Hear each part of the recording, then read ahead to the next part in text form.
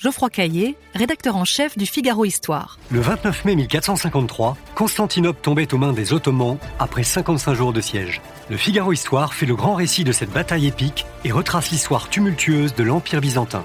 Le Figaro Histoire, 1453, les derniers jours de Constantinople, en vente chez votre marchand de journaux. L'éditorial du Figaro.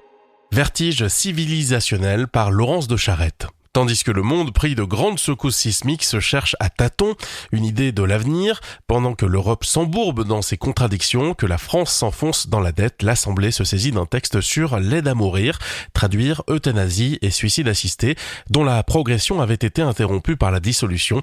Tout ou presque dans ce débat est biaisé.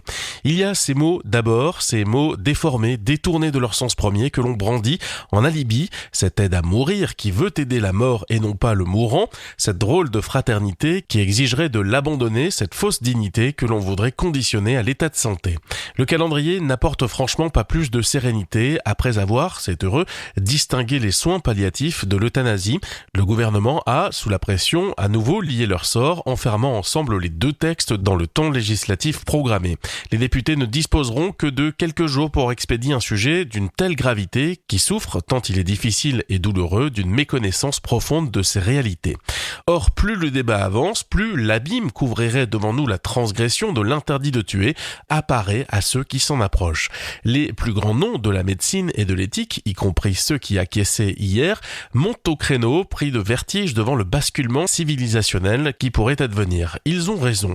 Le texte, mais qui en a réellement conscience, présenté à l'Assemblée, propose l'une des législations les plus permissives et les plus expéditives du monde, ouvrant l'euthanasie aux malades incurables, sujets aux souffrances physiques et psychologiques, mais pas nécessairement en fin de vie.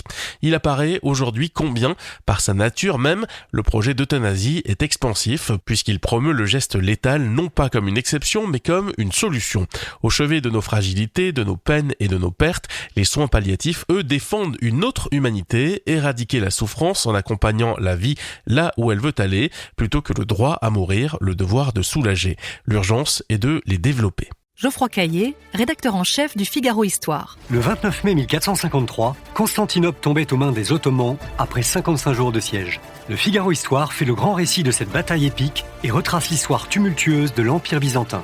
Le Figaro Histoire, 1453, les derniers jours de Constantinople, en vente chez votre marchand de journaux.